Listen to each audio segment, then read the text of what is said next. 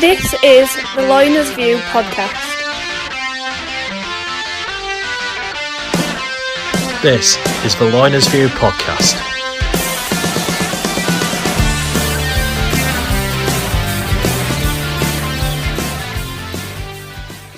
Welcome along. This week we have another great assembly with us. I'm Laurie, your host, and with me we have Chris Patrick. Evening, Loss. You all right? And that's about mate. We've got Jordan Walker. All's you all right? With us this week we have a guest whose voice has been heard to many, many people in the rugby league community. He is also the host of the South Stand, basically. He is Matt Horton. Hi, Matt. Evening, Laurie. Long bar this year, mate. Oh, is it long bar now? Oh, good. Well, there we go. I mean, prestigious venue it looks this year. Yeah. So, how are we doing, gentlemen? Been another interesting week in rugby league. We've had NRL starting again. Feelings on this weekend's past games? Some enjoyable stuff, really. I think the staffs in particular were really high standard, but it did drop off a little bit towards the back end of most games, as you would expect. But obviously, as things progress and teams get a bit more fit, I think there'll be contests right up to the end. Just good to see rugby league back in it. You're getting live rugby league on the telly. Big up to Sky for putting all 8 games on over the weekend. I'm sure there were a lot of people glued to the telly all weekend. I like the rule changes they've made, particularly where they do the tackle count for any infringements in the ruck. It's made the game a lot quicker. And you saw with the George Williams creation, defences are getting tired and it's giving halfbacks the chance to find the gaps and create, and it's going to make the end of games a lot more exciting when people are out on the feet. It almost seemed to be that the rule change, not only has it sped the game up, but it's also, the stats also show it as well. There's been more match action as well, an extra 2 minutes up, basically. Yeah, obviously the new rule change with the possessions really helps. They are looking at it. There is going to be a meeting of the Laws Committee, I think, very soon as well, to see if they actually want to put it back in. But one of the stats I heard in a Saturday game was, in the 3 games on the Thursday, Friday, there were 4.5 penalties less. So they're only averaging 9 penalties a game. So, and it's about keeping the game flowing, isn't it? You pay your money every week and you want to see action on the pitch. You don't want to see the bloke in the black shirt ruining the game by constantly blowing for penalties. I quite like the idea of it, but whether or not I still enjoy it when we're playing Wigan away and we've had 24 tackles on the belt end against us, I don't know. But for the time being, it's all right, yeah. I mean, another point as well that was raised, and it does seem that it makes defences tire out much quicker as well. Did you think that affected the scorelines more this weekend? No, not really. I think the right teams won. Parramatta was superb in that opening game on Thursday. Souths have since come out, and Sam Burgess said on Fox over the weekend that they were probably a little bit underdone and not quite ready for the restart. We even had a draw. The game went 90 minutes. Of course, Newcastle Penrith 14-all, no golden points scored. So I think people have got their entertainment worth, and there's been some fun with the cardboard cutouts as well. Well, I was just about to say that we've seen some very interesting sights in the NRL crowds this weekend, or this past weekend, I should say, including how could we put this? A certain political advisor from the UK who suddenly turned up after a long journey. Also, Adolf Hitler, which bit disputable, and Harold Shipman as well. So there's been 3 very polarising characters being included. I mean, I saw something today saying now we're going to do it in Super League. I mean, is that really worth the risk, do you think, boys? There'd be less chance of it happening over here, though, because if they're being vetted in Australia, how are they going to know who Purple Lucky is, for example? Whereas over here, you're not going to get away with that, are you? But, you know. Yeah, I agree with Jordan. It's like when you see on Twitter, you see someone tweeting Hulk Hogan, can you wish my granddad happy birthday? It's Harold Shipman, it's whoever, you know what I mean? So there's going to be a cause of problems. Yeah, I think we're going to be a little bit more wary of it. You would think the marketing departments are going to be one step ahead of the game here. I hope so. Otherwise, that's going to end up being in some very awkward moments, shall I say. One of the players that's already been mentioned just then was George Williams, who, for me, looked absolutely brilliant for Canberra this weekend. What's your feelings on this performance? I mean, for me, he almost seemed to be a totally different player that we've seen in the Super League. How good has he sort of become, or is that just a thing we haven't noticed very well? I think I said to you during the game, didn't I, on WhatsApp, I've never really rated him that highly, particularly on the main stage whenever he got chances for England. Just never sort of blew me away. I think there was a test series against New Zealand where he we bombed a lot of try-scoring opportunities by him killing overlaps and coming back inside and things like that. But it looks like early days like he's going to benefit from the coaching over there. Looks like he's been told to sort of play what he sees, and he's set up for Nicol Klokstad's try. Was amazing, wasn't it? It was superb. I've got to say that. But can you see him being the superstar this year of NRL, or are we already hyping him too much? George Williams, he's a little fish in a big pond, isn't he? Yes, he's had a good weekend. Everybody has a good game, but there's just so many good players in that competition. I don't really think you want to be the standout player in that competition, because you'll just get a big target on your back, not just from opposition teams, but then you'll get the media on your back over there. Don't forget, it's a completely different kettle of fish media-wise over there. I think he just needs to go, find his feet. He's got lots of English blokes around him, sticky, likes to get English players. Obviously, John Bateman not there at the moment, but there's Elliot Whitehead, Josh Hodgson as well. And I think he's going to go okay if he settles and keeps his form up. Canberra. Matt just touched very briefly there on Josh Hodgson. I thought he was absolutely incredible on Saturday. I thought he was really, really good. Obviously, again, he's another that when he's pulled that white shirt on, for me, he's never really sort of hit his stride. But I think, listening to a lot of people, if they felt that he didn't get the chance to control the game enough under Wayne Bennett, and I think Sean Wayne used to let McAlorum jump out and try and control the game a little bit. So obviously when he gets a chance to play under him, hopefully that happens and we start to see the NRL Josh Hodgson in an England shirt. He did play very well, actually. I must admit, he was controlling a lot of the game from his perspective. It makes you wonder, could he see them getting there at the end of the season, maybe? I think Canberra are a real big shout definitely for the semis, and I think they may be back at the grand final. I think they're going to be there or thereabouts, roughly.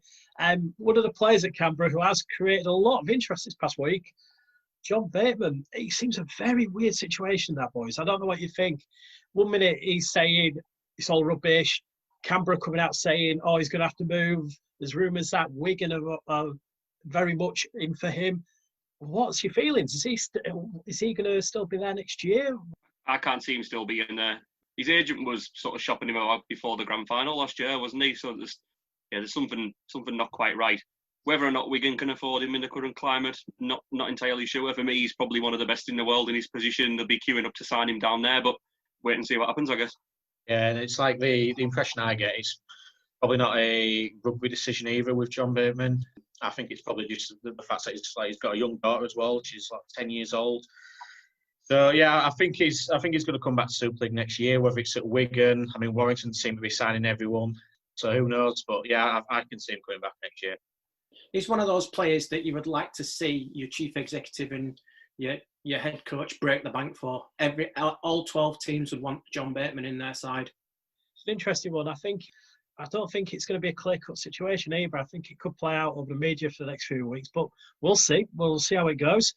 There are a couple more NRL clubs in for him as well who've got a bit of space under the cap. Obviously, the Dogs have got room, and they're going to potentially have Red offer him another 200,000 Aussie dollars a year. So money talks as well, doesn't it? That's another point. Another point this week that's happened. Well, in fact, it was like yesterday, I think it was, if I remember right. The official cancellation of the Ashes, which, let's be honest, we kind of knew was going to happen anyway, due to the fact of State of Origin getting officially announced November time. Gents, what should we do? Does State of Origin take precedent over international rugby now? Has the international game got that law, or has it already been that law? What's your thoughts? I think the first problem is the NRL have got to deliver on their television commitments to Channel 9, and that includes a State of Origin season, and it's got to be played at some point, whether it's played mid-season or as they're going to do this year at the end of the season, where they're going to play the 3 games in 15 days. That's going to be really tough for the players. And yeah, it's a massive schedule. It'll be a bit more like an international series for them. So it's difficult, isn't it? Disappointed that the Ashes has been cancelled. For me, it's not a true Ashes series anyway, because it should be Great Britain against Australia and not England. It was inevitable, wasn't it? As soon as all this started, as soon as you saw they were going to move the grand final and then Origin, it was never going to happen. It's a shame. And we're going to have to wait another 2 years for it, because these series are the highlight of the Rugby League calendar. Very true. Chris, what do you think?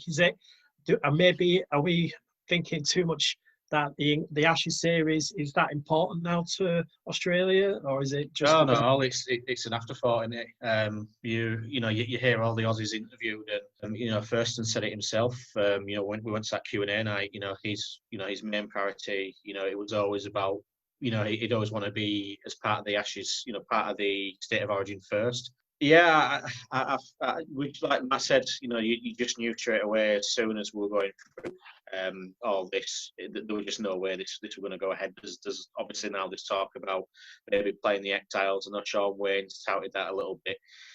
Yeah, we could maybe deal with something like after the season finishes. But yeah, it's such a shame, because when was the last time the Aussies came over and toured? I think it's 17 years this year. Yeah, 17 years, a while, yeah. I was quite looking forward to it. I think Jordan had booked a couple of tickets. I really fancied maybe trying out the new Tottenham Hotspur Stadium. Maybe going down there. It's getting rave reviews right now. It's just a shame. It's just unfortunate we're literally having everything taken away from us this year. What we're in June, we're practically having to write pretty much everything off. But hopefully we won't have to wait too long, maybe another year or two, until we can have the Aussies back over. Well, in theory, this should be on the next year with the World Cup being on. So, fingers crossed, we might get to see them over here then. It just saves us a lot of heartache, doesn't it? Because let's be honest, we'd in 4 points of them in all 3 tests and end up getting absolutely pummeled in the last 15 as usual. It's a hope that kills you, isn't it? Yeah, as daft as it sounds, do you think how much difference do you reckon Sean Wayne would have made for the England squad? Well, the motivation would be through the roof, wouldn't it? They'd want to run through a brick wall, wouldn't they? But my only issue is, obviously, the World Cup next year, we're going to need some competitive rugby to get used to Wayne and the systems that he wants to play. Now, some of the options that people have discussed, so we can get a game at the end of the year. Obviously, someone's mentioned like an NHS Cup against Wales, which quite a nice sentiment. What are we really going to learn from that by putting 80 on Wales? I think to get some competitive rugby. What Chris mentioned, obviously the Exiles game, is if that's a viable option, definitely the best thing. Well, Jordan, like when we originally had the Exiles, it's a competitive game, whoever they would put together. We're going to go through a little bit of a lineup of what we've all done, but it's ideal because it's players actually over here playing in Super League as well. So it's. I quite enjoyed it last time round. If we could have maybe like a bit of a free game series, just to sort of, we're missing a lot of rugby right now. We're potentially looking at maybe a short season, so maybe just to have that. Maybe small test series just to look forward to. Go back to when they had the Exiles games, like 2013, I think the last one was. Yeah, it was like and you spoke to some of the players, and they would tell you that there was that lift from Super League into the Exiles game, and it was that step up that did help them get prepared for international fixtures. For me, I don't think. Without sounding harsh to France could be a good test, but again, it's not really. Without sounding horrible to France, if you beat them once, there's a good chance that you'll just beat them again in another couple of games. So for me, the Exiles option does actually seem quite a strong one. As we just mentioned, we have been discussing our Exiles teams that we would pick this week, and also we've put out on Twitter today if anybody's got any suggestions. So we're kind of going to go through who we would pick if we had an Exile squad. Now, what we'll do is we'll go through like each playing position and kind of give an idea of who we would suggest for that. So we'll start off with fullback. Where would we go, boys? So who would we pick at fullback? Evan French for me. I've gone for Lachlan Coote. Okay. Oh, right. I've left out the lads that played for Great Britain just for the avoidance of doubt. So yeah, I've just put them to one side just in case. Yeah, because we might get picked for England. You never know, do you? Yeah. Coote, man, anyway, because he's Scottish. Fair point, actually, George. Oh, well, there you go. I've gone for the cast fullback. I can never pronounce his name.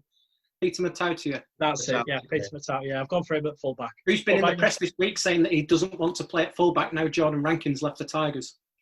So by playing at fullback for this game, so on this series, it's fine. He can move about. He's fine. I did see that, actually. Chris, who have you picked? I went the same as Jordan. I went with French. Okay. Right, interesting. So we've kind of gone for a wide berth there. It's a tough position. There isn't that many fullbacks over here, other than, it seems to be an English one. So it's kind of a broad sense in that regards. Who have we gone for as wingers? I've gone for Matt Heffernan and Bevan French. Same. I have as well. Maher Fanua and Sean Kenny Dowell. I Okay. went with Fanua and controversially Folau. Okay. You play him at the centre. Yeah, okay. I mean, I was umming and ahhing about that. I must admit picking him, but is he still going to be in Super League by the time it starts? So that's another question. But Probably not. yeah, that's a good point. So yeah, I've gone for Kenny Dowell and Luatelli. I'm rubbish with pronouncing names at the minute. I do apologise. The whole FC winger. Right. So centres, boys. Who are we gone for at centres? I've gone Israel Folau and Sean Kenny Dowell. Right. Okay. Israel Folau and Bill Tupu. I went with Harrell and Kevin Nkwama. Okay. Interesting. Harrell being picked there. Good choice. What would Is you that pick? hard in that one, Chris? You got to pick some leads, haven't you? He says. Now this is a bit of a tough position to pick as well. Standoff. Who are we looking at? Or is that because I thought it was pretty clear cut for me, but who have we gone for? Matt I've gone for James Maloney. George? Hayden Caesar. Oh, okay. Caesar. See, I've gone for Maloney as well, so that could be. I just think with Maloney's experience, though, that could be such dominant force. I don't know. Caesar's played very well, I must admit, for Huddersfield in the 3 games he has played. Is it Maloney? Well, yeah, the games he's played, so he's not done too bad so far this season. Right, so we've got the scrum half. Who are we picking? I've gone for Tui Lolohea. Oh, okay. I went with Maloney. Yeah, I took Maloney as well. I've gone for Theo Farge. Is that a bad option, do you think? No, he's not a bad player, is he? Are we counting the Frenchies in these Exiles team? Like, Absolutely, yeah. Oh, Why not? They're not English. They're not going to get an England team, mate.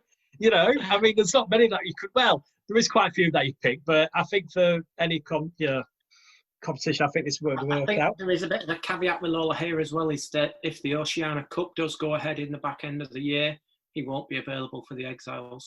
That's a good point, because I must admit, there's quite a few Tongans out there and stuff, isn't there? So there's quite a few. So we'll see how that Good goes. tech for Noah as well. Quite a few. I think I've got quite a few actually picked up later on. We'll see how this goes. Okay.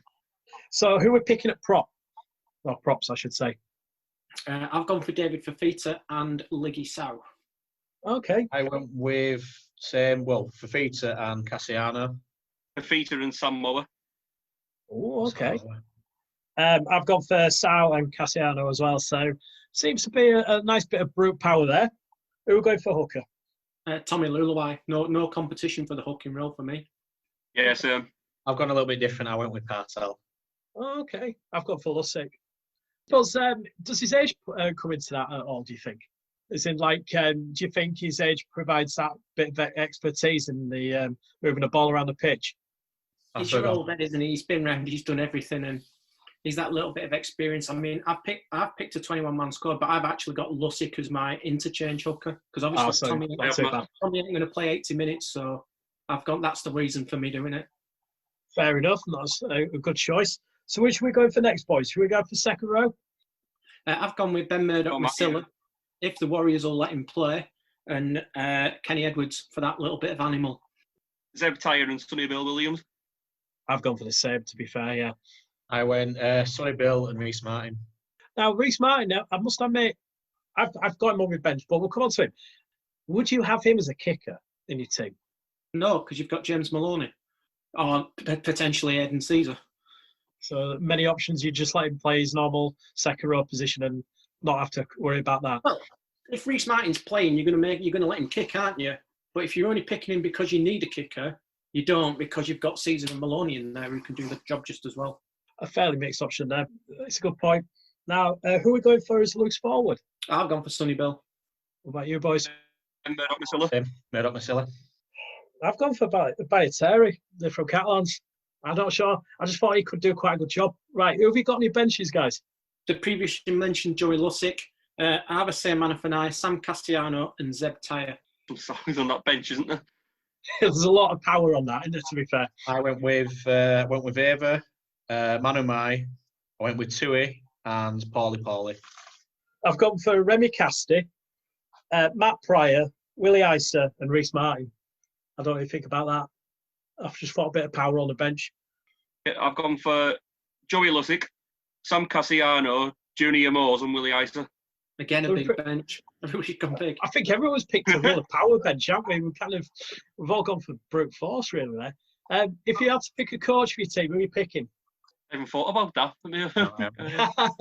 Steve McNamara's tossed his hat in the ring to do it today. Oh, has he? There's an article online. Yeah, he said he would do it, but I'd like to see Tony Smith do it because I still think he's the best. I still think he's the best coach in the game. I must admit, I've gone for Wolf. Bit of NRL recent knowledge.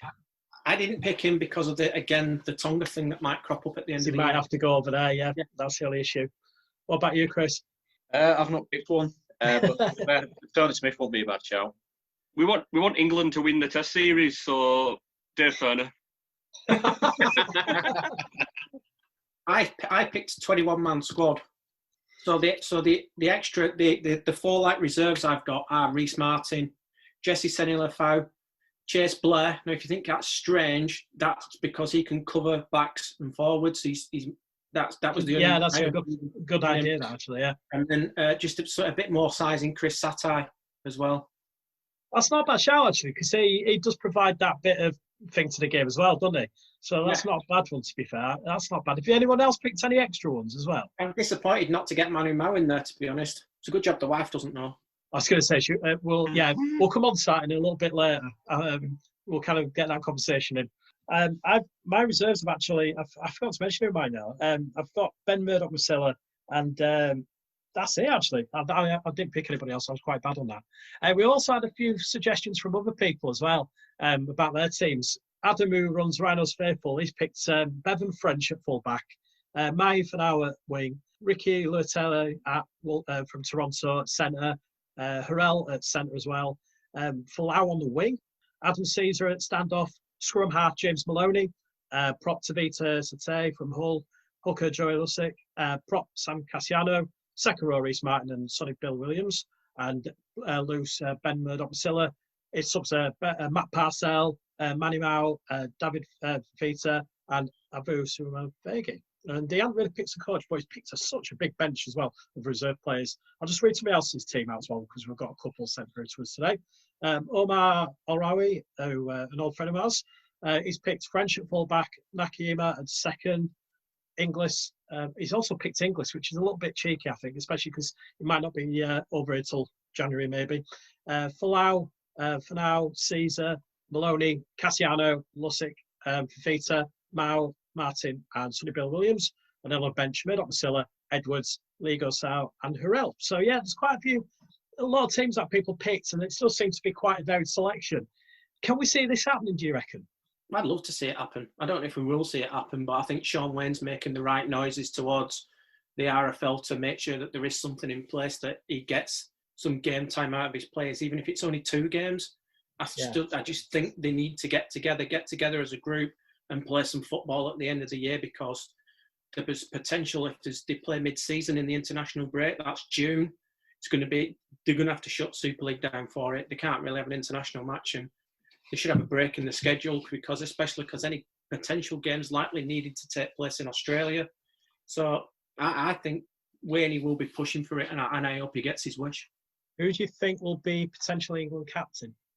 Josh Hodgson for me, but obviously maybe not for that game, because it'd probably just be the UK-based boys that will be playing. Yeah. What do you reckon? Any other suggestions to throw in? I think I agree with George, to be honest. I can't see anybody else. It's an interesting one, isn't it? Because we haven't obviously played, the Great Britain tour was pretty much England, and it didn't really work as well, and that was possibly because of Wayne Bennett, to be fair. It makes you wonder, doesn't it, how different the squad's going to be under Wayne, whether we're going to see, like, the Aussies playing under the England banner, I think. Can you see, like, Blake Austin getting another game for England? No. I can't. I think Wayne comes across as the very proud to be British or English, and it's all he wants his homegrown players. That's the impression I get, and I think with Wayne as well, we're not going to have players playing that position.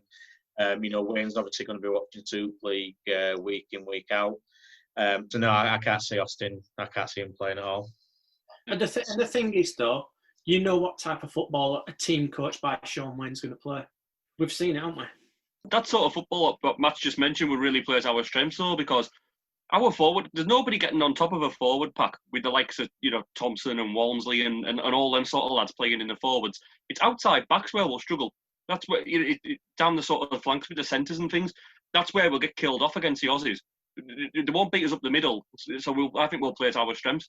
It'll be interesting to see what sort of team we end up playing. For me, it's kind of, we've got some good youngsters coming through. We've got some players who are still there, but we have lost quite a lot of big impact players, haven't we? Obviously, I mean, with Burgess obviously retiring, it's kind of taken a bit out of the pack, and the other Burgess boys not being quite as potentially powerful as they have been. It makes you wonder, doesn't it, where, if there's going to be sort of drive from Walmsley and everyone, can they do that job, do you think? Luke Thompson, especially, I think he's about 3 years away, possibly sooner, to being the best forward in the world for me. I can't wait to see what he develops into down in Australia. He could be one of our best ever players. So, I think the likes of him and Walmsley will more than fill them boots. It's going to be interesting to see. Well, this is the end of the first part, guys. We shall be back in just a few moments' time. Welcome back to the second part of this week's LoinersView, and we just like to say thank you for listening. We do appreciate all your comments, opinions, and you watching us. So thank you very much, and hope you keep on watching us, especially as we're gradually getting closer to Super League returning. Subscribe. Oh, subscribe, yes, of course. Subscribe to our channel as well, yes. On you can do that on YouTube, LoinersView, and also on Twitter. You can follow us on there. Plenty of places. So this week is the letters C and D in the alternative LoinersView A to Z. Now, gentlemen, the letter C for Rugby League. What are we picking for that letter? Who is daring to go first this week? Castleford. Oh, Castleford. Now, what can we say about Castleford? That's probably not, well, they're not going to hear us. They're stuck in 1970, so that's fine. But what are we going to say about Castleford then, gents? I mean, Matt? It's a nice place to live. Well, I mean... I'm not going to say anything else because that's where I live. So, I mean, fair enough. That's not a problem. I mean, they've got a very good rugby grounds. Got some good pubs. They've got some very interesting pubs. Yeah, decent movies over there. It's actually decent afternoon. There's one just open called the Doghouse, which is like a real ale pub. And it's really, really good. And whereabouts is that for anyone who's listening? It's near Papa's Chippy. I know where that is, so that's not too bad. Is it? Are they going to be welcoming to rugby fans, do you reckon? Well, they welcome me and Karen in, so yeah, I'm sure they'll let anybody in if they let us in. And that's something I'm going to actually ask you. So, how do you manage? So, you're a Leeds fan living in Castleford with a Hull wife. How do you manage? Sorry, a Hull FC wife. Yeah. Yeah, Hull FC. Yeah, it just works. On a Friday, we just go our separate ways, and then we just get home. And if she's in a bad mood, she's in a bad mood. If I'm in a bad mood, we've done it for nearly 10 years now. We've known each other nearly 15 years. It works. Don't worry about it. Just the worst things are actually Leeds v Hull games. It can tend to get a bit nasty then, but everything's good. I was going to say, you've had a few opportunities to wind her up, and what's the best? I mean, do you stay away from that? I don't wind her up. I have to live with her. I don't do that winding up. It's not worth it. Honestly, it's not worth it. Aaron, we do love you. And that honest truth, yeah. We won't wind you up, just for the record. She's not come through that door yet, to be honest. So glad this is pre-recorded. That's all I'm going to say. Otherwise, that could be awkward. And what's your opinions of Castleford, George? I had a couple of good days out there. We never win when we play them, and they're always not very nice to us. But yeah, it's not. I've had a couple of decent days out still. They're the last team that you want to lose against, especially at their grounds, because when you walk out of that ground and you've lost, you will know about it. Yeah, they'll always tell you how much it needs. That's the one game now. You start looking at the fixture list and you think, right, we cannot lose to them. But you know what? Of all the grand finals we've been to, I don't think I've been as nervous as the Cass grand final because I really thought Cass were going to do it that year. Yeah. I've never been less nervous going to watch Leeds in a final because I just expected to get hammered by them, and anything else was a bonus. It was just I couldn't quite believe it on the day. I think, apart from the 33-6 against St Helens, I think that was our best grand final performance. We were faultless on the day. What a bad display that day, was it? All right, Were you working that day, Matt? Were you commentating? Yeah, I did it on Radio Yorkshire, and a little backstory of the Radio Yorkshire day that day is I I said something after the final whistle, which maybe I probably shouldn't have said. I do regret saying it now, but at the time I was like pumped full of adrenaline, so happy that Leeds had won, and maybe made a small disparaging mark about Castleford and their over-celebrating the league leaders' shield. But oh well, you live and you learn, don't you? I mean, I'm sure Castleford took it with all great stead and happiness, your remark. But yeah, I was going to say there is, talking of C, we can actually mention this because it is rugby related. The Can't Speak line, the famous Can't Speak commentary line. That's my C contribution. And I do believe you worked with that fine gentleman, Matt? I think I have. I did Rugby AM live with him down at Milford. It was the same day the Rhinos played Toulouse a couple of years ago in the 8s.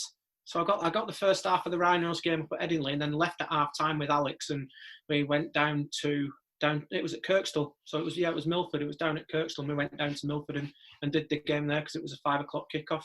Yeah, I've worked with Mick. I see him quite a lot in Cass. He's quite regular. He tends to prop the bar up in the Wetherspoons. Well, he doesn't prop the bar up, but he's normally in with his good lady, sharing a bottle of wine with his good lady. And yeah, he's a really good, nice bloke, is Mick.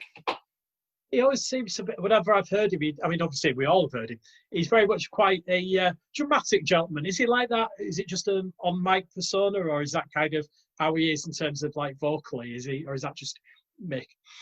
I get the feeling he puts it on when he's doing the DVDs, but he genuinely is a good bloke, and you can get talking to him and talk about his career and things going on at Cass. He's never short of a word or two, and he does speak like that in real life. And he's been in a couple of press conferences. He always likes to get a question in the press conference after the game at Cass as well sometimes. And no, he's just an all-round good bloke, and I still see him running around Cass as well. He still goes jogging every now and then as well. He still keeps his fitness up.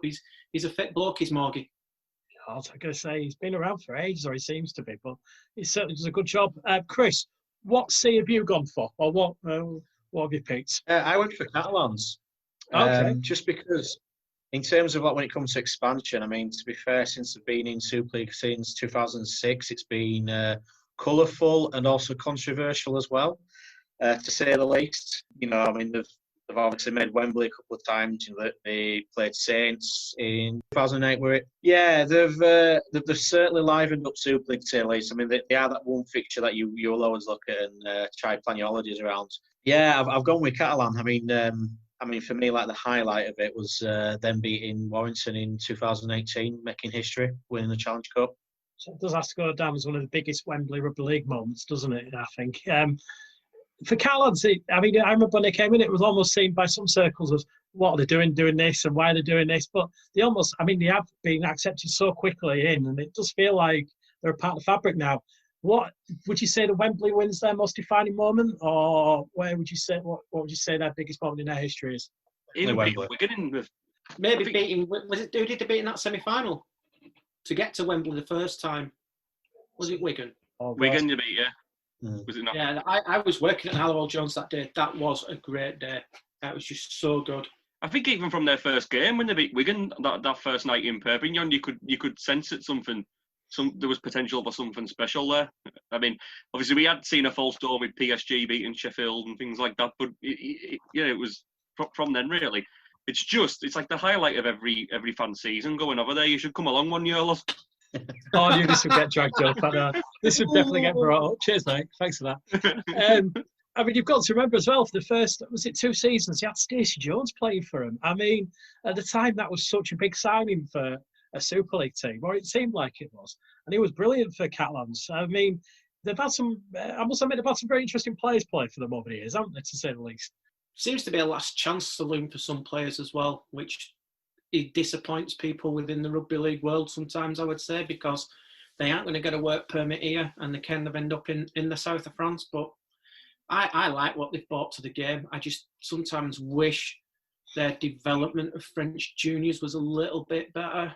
They're sometimes a little over-reliant on foreign players, especially some of the players that they had at the start were French players and they were good, but you don't really see many juniors coming through at Catalan at the moment. And they've got a good junior setup, don't get me wrong.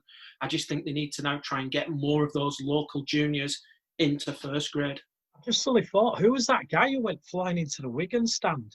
Justin Murphy. That's it, yeah. Oh my God, yeah. I forgot about that. That's got to be one of the most painful moments I've ever seen in Super League. That just see him oh God, yeah. I've got better one than that. Hearing Chet Walker's leg break in that playoff. Oh God. Yeah. Never known the South Stand just go so quiet, because I think that was Chev Walker's return as well with Hull KR. Yeah. Oh, like, we all looked at each other, didn't we, lads? We were just like, what? I mean, God bless him. He's a lovely bloke, Chev. But I just remember when he was, they were carting him off the pitch, he ended up waving to the South Stand, didn't he? And the worrying thing was, he doesn't remember doing it because he was that, like, out of it and adrenaline. He just doesn't remember it. And, I think you heard the noise as well. Yeah. That's probably the worst injury that I've seen. Yes. Yeah, definitely. I think that's got, because you could see it kind of as it was, wasn't it? It wasn't pretty, to say the least. Yeah. What about you, George? Is there any more City letters or words that you've thought of? Before I mention my seed, don't have missed those NTL games that Matt just mentioned on telly. I used to love them every Saturday afternoon. The best Mick Morgan moment I've ever seen, I'm sure it was him that was commentating on, was it Rochdale, Mayfield and Egremont? And I think Egremont were winning and it was getting towards the end of the game and he went, and the fat lady's getting ready to sing. And the camera moved in on two fat lasses sat in the crowd and Mick went, of course, I don't mean those two, obviously. That's almost like the perfect, not the perfect commentary moment, but I mean, it's almost like you couldn't have planned it better. In fact, Matt, has there been a moment when something's happened and you commentated on it and you just think to yourself, I can't believe I've said that? Or has there been one moment where you just couldn't have planned it better? I think there's this. I think it's on YouTube somewhere. That night, Sonny Bill smashed Marcus By in the World Club Challenge. You're just like, wow. I think you got me very drunk that day. I think because we were all in sports cafe. I mean, you were sober, but I was very drunk. Yeah, you were very drunk that day. That was a good afternoon. That was a very good afternoon. I was not in a good way that day. Yeah. Plastered. Yeah, it's not good. There's been a few days like that though, mate. Let's be fair. Yeah, there has been quite a few over the years. Deeply worried. Don't look at me, George. I know. You're looking at me like, yeah, we've seen it. He says. Usually my fault. Yeah, usually our fault. I must admit, I have done... much persuading, Jordan, trust me. Okay, sorry for going back to the commentary thing. I've done it once before, at Headingley, that was co-commentating, and it is really difficult. You think, it's going to be quite easy, but it's one of those where you've got to be, well, quite literally on the ball. But what's your best tip, though, Matt, for anybody who's wanting to maybe get into it? The main thing about being a lead commentator, I mean, you do radio different to what you do to telly. So if you're doing a telly game, you're there to enhance the pictures that are there and maybe just tell people what's going on and enhance what's going on the pitch. With radio, you've got to imagine that somebody's at home or somebody's in the ground and they're blind and they can't see. So you've got to be a lot more descriptive. You've got to mark out where people are on the pitch. And then for co-commentating, you've got to have an opinion. You've got to be listening to your commentator. The co-commentator's got more scope to watch what's going on around the pitch. And what I found doing it is it changes the way I watch games. And you'll see a lot of people watching the game and they'll follow the ball and they'll see like a very small box. And what I've learnt to do while commentating is like watch the whole pitch or watch the whole line, and you get to know what's going to happen in a game. You know if somebody's going to go one way, somebody's going to go another way, and it's just all about, you've got to bring, on the radio especially, you've got to bring what's happening on the pitch to life. You've got to make it look like what you're saying they can see in front of them. So they could just close their eyes and I'm telling them what's going on and they'll literally know what's going on. So I'll be honest with you though, co-commentating is harder than actually commentating. I once covered you for a Leeds game up at Headingley with a very good friend of ours, shall we say. And I must admit, it's very difficult to do the co-commentating bit because you have to think you've got to be impartial as well, which is also very difficult as well. So yeah, it can be quite good to do, but yeah, it's a noble art. To be honest with me, I spent the last since 2013 and up until the end of last season, I spent covering Warrington for a station called Wire FM, and you've got to turn yourself into a Warrington fan while you're doing it. And the first year I was doing it, they were playing Leeds at home, and it was the night that Lee Breers kicked that drop goal right near the end. And I was quite new into the job, and Lee Breers kicked this drop goal, and it was a good job I had Rob Parker next to me. And Rob just went mad because I was like fuming because I'm like thinking, oh, poor Leeds have lost here, and I'm like, I'm really unhappy. But Rob Parker just took over and started screaming the airwaves down, so I kind of got away with it that night. Karen still reminds me about that one. But you've just got to throw your loyalties away, and even commentating on Warrington, doing the Warrington Leeds game from a Warrington point of view, eventually I managed to get over that and play straight back, shall we say. You must have been disappointed when you didn't win the grand final, Matt. Which grand final? It's a very good point. Yeah, Which grand final? It's always that year as well. You've got to have that disappointment in your voice. Yeah, sorry. But so going back to the to our alphabet. So my C is Cumbria. I was bound to go on about it at some point, wasn't I? It struck me this week actually because it's 10 years to the day yesterday that the shootings happened up in Cumbria, which was obviously an awful time in the local area, and which means it's 10 years since the Cumbria county side drew with England up at Recreation in Whitehaven. Yeah, did you? Yeah, it was an amazing occasion, wasn't it? Over the day after a grand final. Everything was about the best part of 6,000 there. So obviously the appetite for top class rugby league in this neck of the woods is just unbelievable. I'd like to think one day we might see some Super League rugby up here. Probably gets further away by the day as we speak, but it's disappointing. You know, there is that appetite there. I mean, the World Cup matches that have been up this way, a couple of fantastic occasions that were completely sold out as well. So again, you know, people want to see it round here. I just can't ever really see it happening, to be honest. You never know, Jordan. Kukash might get round to his idea of the Cumbrian Lakers. I did hear that. That rumour's gone round up here for so long that he was going to get involved in some way, but I don't know whether that's really a viable option.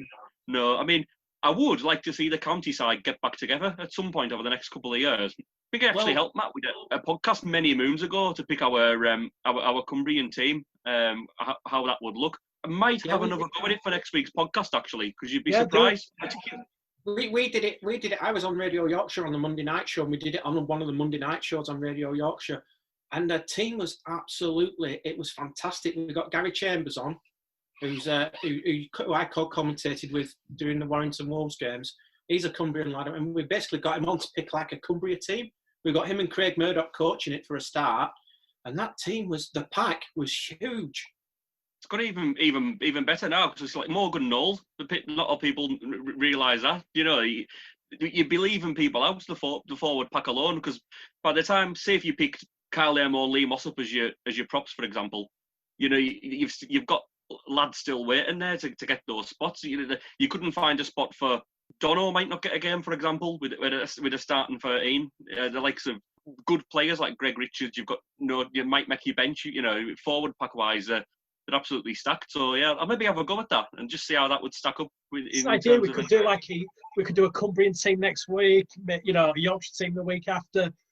We could do that actually. What's that? I think it's something we definitely could get involved with.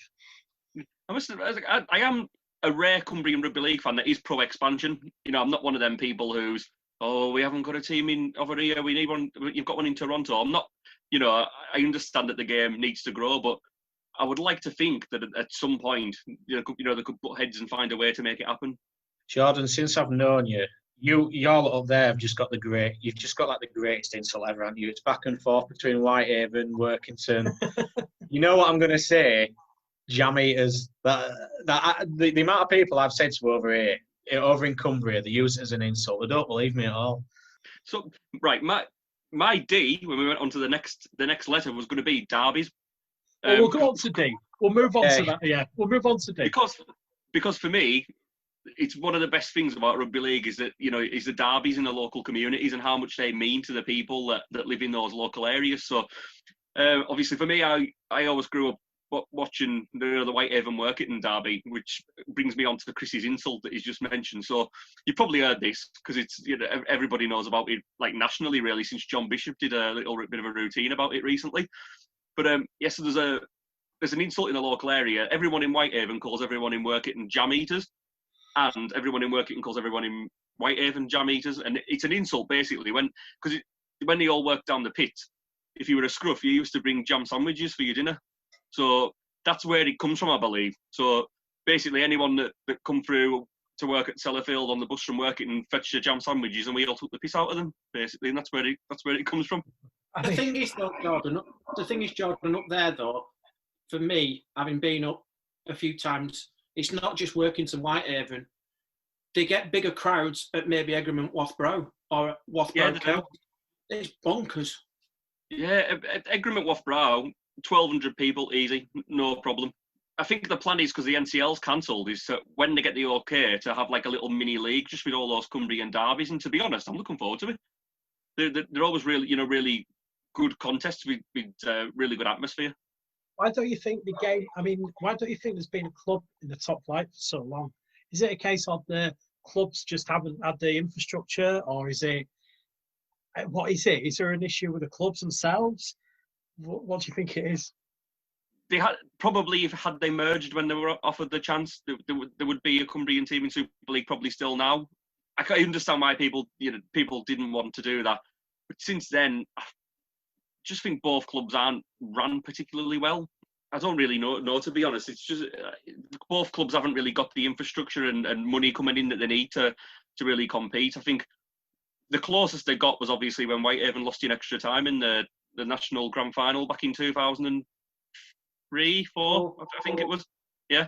But they were winning with 1 point left with about 20 odd seconds on the clock, I think, and Turley kicked a drop goal to send it to extra time, and that was as close, and they never really got that close again.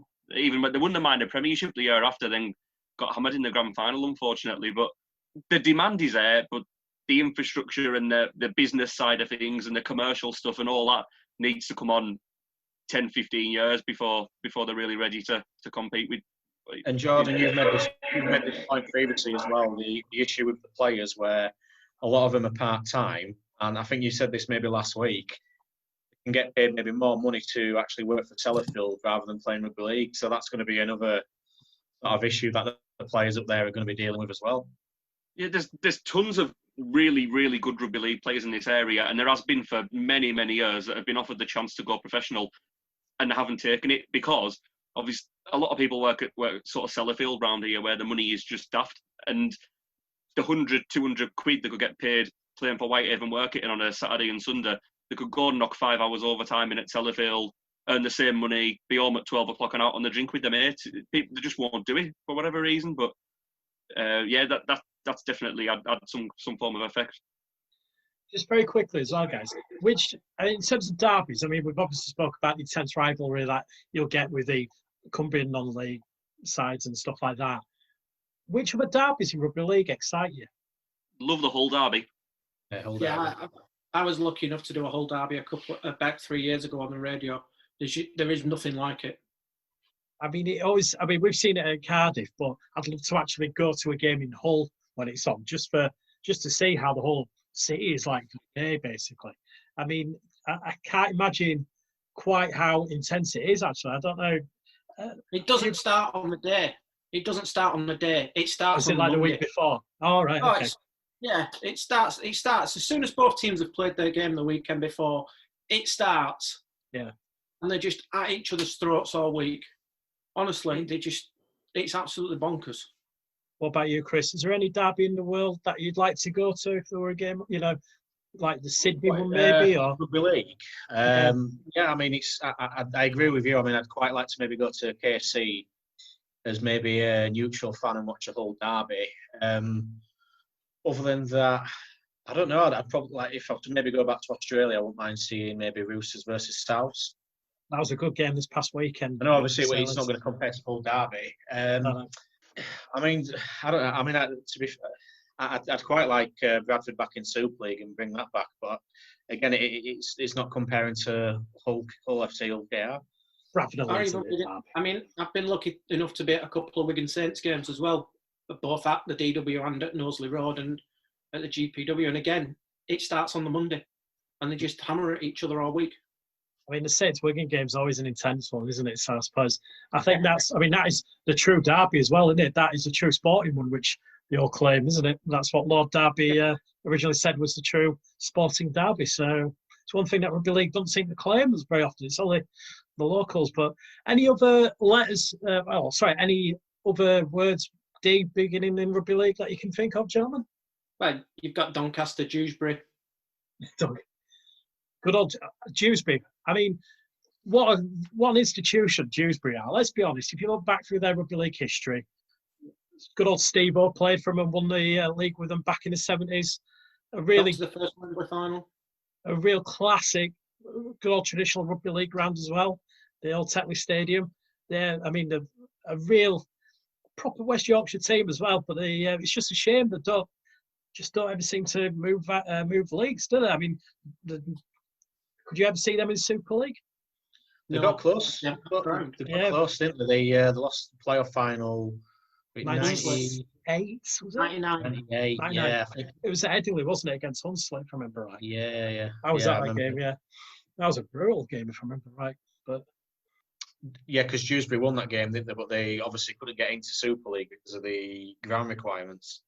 Right, wasn't it Hunslet, if I remember right? Sure, it was Hunslet, if I remember right, back in that game. Sure, somebody will tell us. Hunslet did win it. Yeah. Hunslet did win it. That was it, yeah. But the Hunslet couldn't get up due to South Leeds Stadium, if I remember right. That's it. Back in the day. I know they were close anyway. Yeah. I mean, let's be honest, we could also mention Scott Donald, the classic, the best winger that Leeds have ever had. Scorer of the best grand final try. Correct. And when he skinned Paul Wellens, that was hilarious. After all, he was being touted as the England best full-back at the time. That was quite impressive. You've also, I mean, let's be honest, there's quite a few other rugby league institutions you can think of. I'm trying to think here, big time. Completely not serious loss. Dwayne Chambers. Dwayne Chambers. Do you remember? I mean, I was at one of his games at Cass, if I remember right. I think they played St Helens. They played York. They played York in a reserve game, didn't they? Or a reserve game. That was, I'm sure that game was actually played before a Cass first team game. Yeah. And he was, sorry for swearing here, fucking terrible. Absolutely terrible. I've never seen a player look just as poor in my life. I don't know. Well, I would say, though, fair play to him from going to try it. Oh, yeah. From being an ex-sprinter to then giving the game a go. But yeah, just why did they sign him? It was almost. He was that fast he forgot the ball. Give him the ball. There you go. I mean, he attempted, which, let's be honest, is one of those things that you've got to say fair play to you. But I don't know. It just wasn't. It was a big publicity stunt, which got them publicity. But you kind of think, why did you do that? I mean, I don't know. It seems very desperate, to say the least. Desperate. Drop goals. What's the best drop goal you've ever seen? The best one I saw on the telly was that one of Pat Richards on that Monday night game for God. Wigan against St Helens. Wasn't he about near halfway line? Right on the sideline, and it was about 45 metres out, and he just pumped this drop goal over from nowhere. I've got to say, I know I've already mentioned it, Lee Breers one. I mean, it broke my heart, but that drop goal was just unbelievable at Headingley against us in 2005. I could not believe how well he hit it. I'm going to show my age now. And Joe Lydon hit one about 55 yards at Main Road in 1989 in a Challenge Cup semi-final, Wigan against Warrington. A little bit before my time, Matt. I'm not going to lie to you, mate. Brad Dwyer's won against. Yes, yeah. Brad Dwyer's was superb last year. Absolutely amazing. Tommy Torbosh from halfway line. He didn't even hit it, yeah. I was just going to say, Karen like this, the drop goal that sent Hull KR down in the £1 million game. Oh, Gareth O'Brien. Oh, my wife watches that when she wants to cheer herself up. It's still on our Sky Plus, still on our Sky Q box. But she won't get rid of it because if she needs to cheer herself up, she just puts that on.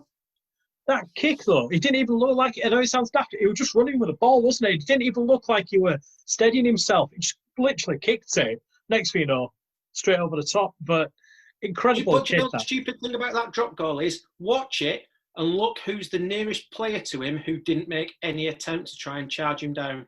Is it Peacock? It is. I remember that, yeah. Because Peacock just stood in and watched it just fly over almost over his head. And one drop goal that we haven't talked about, which, let's be honest, is massive in history, from 5 years ago this year, Jonathan Thurston. That drop goal in the 2015 Grand Final in RL for Cowboys, incredible drop goal. One of the most dramatic moments that we've ever had in rugby league. And to win a Grand Final, I mean, we've heard the great man talk about it when he was over on his tour earlier this year, but incredible moment for our sport. Yeah, it was. That's one of the. If you're going to show a complete neutral, a rugby league game, or even like a little passage of one, it would be the last 10 minutes of that and the extra time period. Just the pure drama, wasn't it? It was unbelievable. Incredible. You couldn't have wrote it. I've seen a rather bizarre drop goal before with Whitehaven and York in a League One playoff semi-final, and I think Whitehaven ended up kicking the winning drop goal at about 105 minutes, something like that. Golden point. It was about. Honestly, it was literally about. It was definitely. I think it was definitely into the hundreds when they ended up kicking it. I've never seen anything like it. Just nobody wanted to win. I remember watching an Academy Grand Final finish 1-0 and Luke Gale kicked the winning drop goal. That was 2006. I was there, yeah. We were on about this not too long ago about that game. And just that game was is possibly my favourite game of all time. It was just the most craziest game of rugby league I've ever seen. And the fact that was there about 3 or 4 attempts as well in the last 10 minutes or so. And literally, it was just, it got absolutely crazy. And then Luke Gale hit a drop goal. And I think it was one of those moments where everyone, finally somebody scored, you know. And I think it was only about 4 or 5 minutes before the end, wasn't it, as well? So, unbelievable. But yeah, somebody actually sent, in fact, I can't remember the name off the top of my head, but somebody actually sent us a team list for that the other week. And you look at the team that Leeds had for that game and where they've gone since. Yeah, there were some really big names in that. Ryan Hall was there. You know, there's some really big names players that have gone on to big things. Somewhere, I think. Matt, if you've got a copy, send us it, mate, if you can. Commentary's crap though. Is that another one from you, or is that somebody else? No comment. No comment. Right. Anyway, gentlemen, it's been a pleasure as always, and thank you very much to our special guest this week, Mr. Matt Horton. You've been a pleasure, and always a pleasure. You're always welcome back, my friend. Thanks for having me. Thank you very much. And Jordan, always been a pleasure. Thank you very much. We'll see you next week. You will. See you later, man. And to Mr. Chris Patrick as well. Goodbye, my friend. Loves. And ladies and gentlemen, if you enjoyed it, of course, subscribe. We'll be back next week with more Rugby League mentions. So subscribe, listen. Thank you very much. Good night. Stay safe.